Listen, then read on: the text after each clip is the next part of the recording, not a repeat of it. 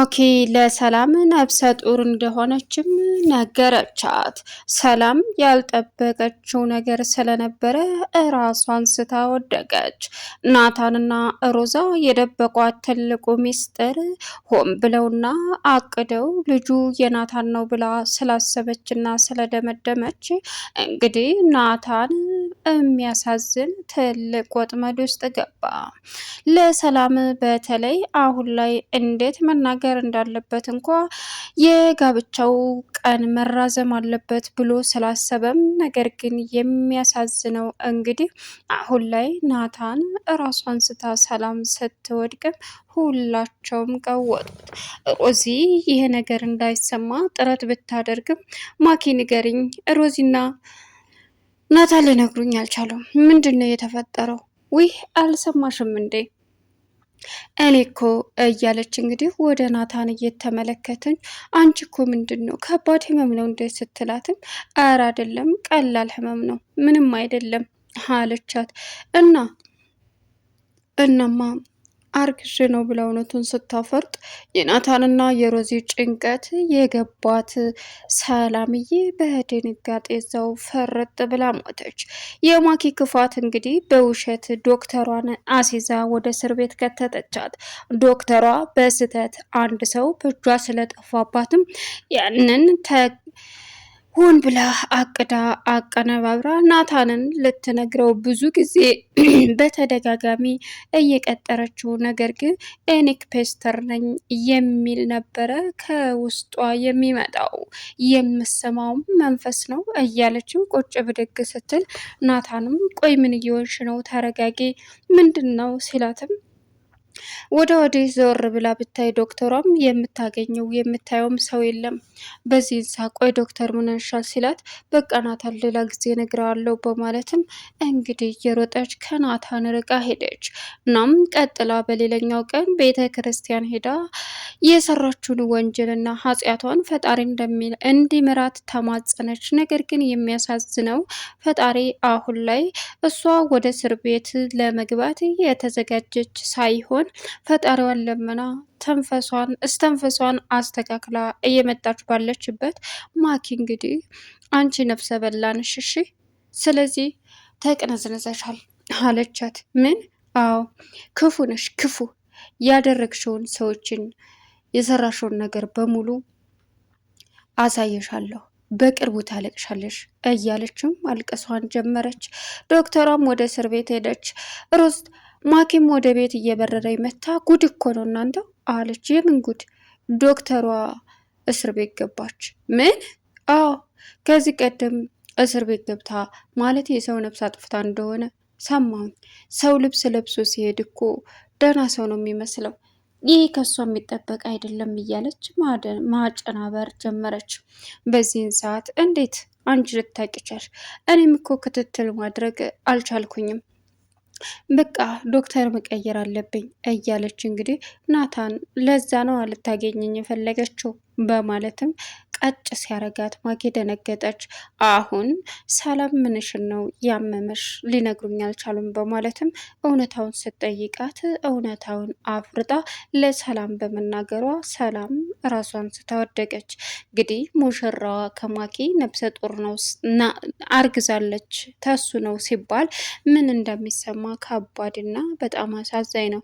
ሰላም ውድና የተከበራችሁ ዙዙነት ሚዲያ ቤተሰቦች እንዴት ናችሁልኝ? ሰላማችሁ ይብዛልኝ። ለቻናሉ አዲስ የሆናችሁ ሰብስክራይብ እያደረጋችሁ ሀሳብ አስተያየታችሁን ኮሜንት ላይ አስቀምጡልኝ። ቪዲዮውን በመካከል እያስገባው የማሳያችሁ ይሆናል።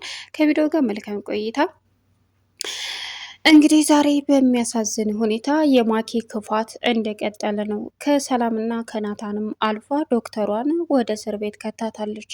ዶክተሯ ከዚህ በላይ ራስ ወዳድ መሆን የለብኝም በማለትም ናታንን አጌታ በምታወራበት ሰዓት እየተከታተለች የነበረችው ማኪ ናታንና ዶክተሯ አንድ ጋው ነው። ናታን የሆነ ምነግርህ ትልቅ ነገር አለ እያለችው፣ እሱም ምንድን ነው ዶክተር ንገሪኝ እያላት ነበረ።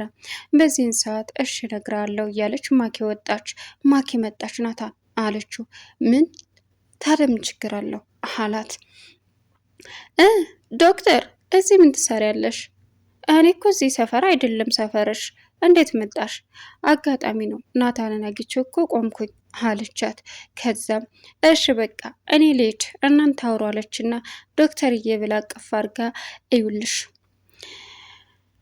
ነግረሹ ከሆነ እመኝን አርፈሽ ወደ እስር ቤትሽ ትገቢያለሽ፣ አንቺ ወራዳ አትረቢ ብላት ሄደች። በዚህን ሰዓት በቃ ናታን ልሄድ ብላ ጥላው ሄደች። ናታንም ግራ ተጋብተው እቤት ተመልሶ ለሮዛ ሮዝ ወዬ ሰርጉ መራዘም አለበት። ምን? አዎ ለምን? በቃ መራዘም አለበት። ሰላምን ብለህ ልታሳምናን ነው? እንደዛ ብሎ ነገር የለም ናታን፣ ችግሩ እየሰፋ ነው የሚሄደው አለችው። ሮዝ ማድረግ ያለብኝ ይሄንን ነው፣ በቃ ምንም ማድረግ አልችልም ሲላትም እሺ ምን ልታደርግ ነው እስኪ ንገረኝ አለችው። ሮዝ አላቅም፣ ሰላም ይበልጥ ትጠረጥራለች፣ እባክህ ናታን አለች። በዚህን ሰዓት ናታንና ሮዛ በጣም እየተጨናነቁ ያየችው ሰላም ናታንን የኔ ፍቅር ንገረኝ፣ ምንድን ነው የቤተሰቦቼ በጉጉት መጠበቅ ልጃችን አግብታ ሰርጓን እናያለን ብለው መከራቸውን እያዩ እየጠበቁ ነው። አንተ ደግሞ ሌላ ችግር ውስጥ ነህ። ቆይ ምንድን ነው የተፈጠረው? ልትነግረኝ ትችላለህ? ሰርጎን ትተዋል? ለምንድን ነው የምትወው? በፍጹም የኔ ንግስት፣ የኔ ልዕልት፣ መቼም ቢሆን አልተወው መቼም። እሺ ቆይ ንገረኝ፣ ተረጂ ሰላምዬ እኮ ንገረኝና ልረዳ ብላ አቅፍ አረገችው። እሱም ምንም ነገር የለም እባክሽ የማየን ኃላፊነት መወጣት ስላልቻልን ነው እባክሽን አላት። እሺ በቃ ትጨነቅብኝ አለችው። በዚህን ሰዓት ሮዛና እንዲሁም ደግሞ ማኪ አሁን ላይ ቁጭ ብለዋል። በእርግጥ ከዛ በፊት ቁጭ ብለው ባሉበት ሰዓት ሮዝ አለቻት፣ ወይ እሺ ማለት እየጠየቀቻት ነበረ። እዩልሽ ማኪ የልጅሽ አባት ማን ነው ንገሪ። አንቺ ደግሞ አለቻት። በዚህን ሰዓት ሰላም መጣች። ሰላም ወይ ናታን በእርግጥ ዶክተሯ ደውላ ጠርታው ነበርና ዶክተሯን ለማግኘት ሄደ። እናም ማኪ ስለጠረጠረች በዚህን ሰዓት ሮስ በቃ እኔ ወደ ክላሴ ማለት ልሄድ፣ ማኪ እረፊ ደክሞሻል። አዎ ሮዝ በጣም ደክሞኛል እያለች እያለ ናታን ወጣ። ወዴት ነው ናታን አለችው ሮዝ። እዚህ ደርሼ እመጣለሁ አልቆይም አላት። እሺ በቃ መሽቷል እኮ የትም ሩቅ ቦታ አልሄድም አላት። እሺ በማለትም ተስማሙ። እንግዲህ ናታን ሲወጣ የያዘችውን ልብስ ወይም የያዘችውን እቃ ለሰላም እንጂ ክላስ ያስቀምጪው ብላ ማኪ እየሮጠች ሄደች። አንቺ ሮዝ እኔ ያስቀምጥላታለሁ አለቻት። ሰላም በዚህን ሰዓት ትልቅ ጥርጣሬ እየጠረጠረች ትገኛለች። ምን እየተካሄደ ነው? ምን እያደረጉ ነው? የሚል በውስጧ እየተሰማን ነው። በዚህን አጋጣሚ ወይ ጉድ አለች። ከዛም ናታን ዶክተሯን አገኛት። ዶክተሯ ሹፉፉን ብላ በጨለማ ማንም ይመጣል ብላ አላሰበችም ነበረ። እናም ቀጠለችና ናታን ወይ ዶክተር ምን ሆነሽ ነው? አንድ ትልቅ የሚነግርህ ነገር አለ አውቃለሁ፣ ግን ራስ ወዳዱኔ ጸጥ ማለት የለብኝም። ግን ራሴ ላይ ብዙ ነገር እንደሚፈጠር በደንብ አውቃለሁ። እናም ናታን እኮ ንገሪ፣ ምንድን ነው የተፈጠረው? ንገሪ ዶክተር አላት። እሷም ቀጥላ አውቃለሁ ከባድ ነው፣ ግን ከዚህ በላይ ራስ ወዳድ መሆን የለብኝም። ናታንን ነፃ አውጥቼ ራሴን አሳልፌ መስጠት ነው የሚሻለኝ አለችው። በዚህን ሰዓት እሺ በማለትም ተስማሙ። ምንድን ነው የሆንሽው ዶክተር ንገሪኝ እባክሽ ልለምንሽ ሲላትም እሷም እሺ በቃ እያለች ባለችበት ኤኒክ ፔስተር እባላለሁ በማለትም አስደነገጣት። ቁጭ ብድግ ማለት ጀመረ። እንደ ዶክተር ምን ሆነሻል? ምን ተፈጥሮ ነው? እጅ ወደ ላይ አድርጋ ነበር። ዞር ዞር ስትል ምንም ነገር የለም። ምንም ነገር እኮ የለም። ምን ሆነሽ ነው? ተመስገን በቃ ናታን ሌላ ጊዜ እነግርሃለሁ፣ ሌላ ጊዜ አለችው። ዶክተር የሆንሽውን ነገር ልትነግሬ ትችያለሽ? እባክሽን ልለምንሽ አላት። እሷም ቀጠለችና አይ ምንም በቃ ሌላ ጊዜ ከዚህ መሄድ አለብኝ አለችው። ናታንም ግራ ተጋብቶ ወደ ቤት መጣ። በዚህን ሰዓት በማግስቱ ጧትም እንግዲህ በእርግጥ አሁንም በማግስቱ ጧት ቤተ ክርስቲያን ሄደች።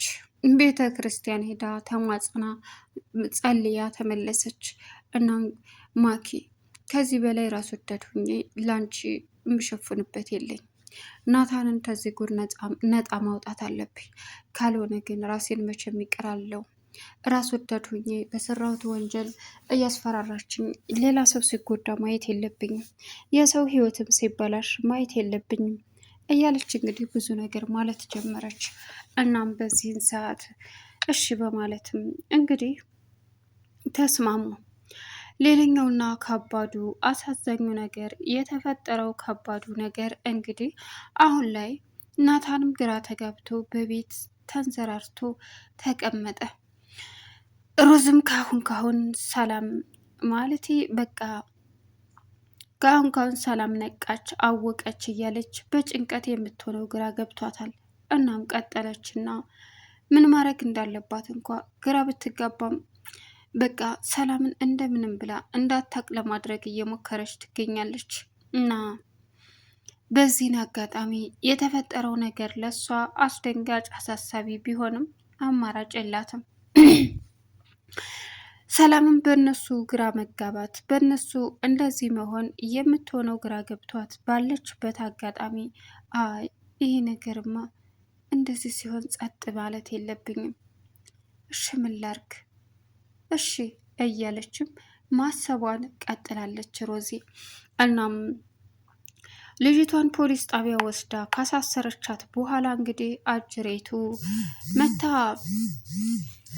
በጣም እኮ የሚገርም ነው በጣም እኮ ያሳፍራል እናንተው እያለች ምን ነሻል ስትባልም ዶክተሯ እኮ ሰው ገላ ተገኘች።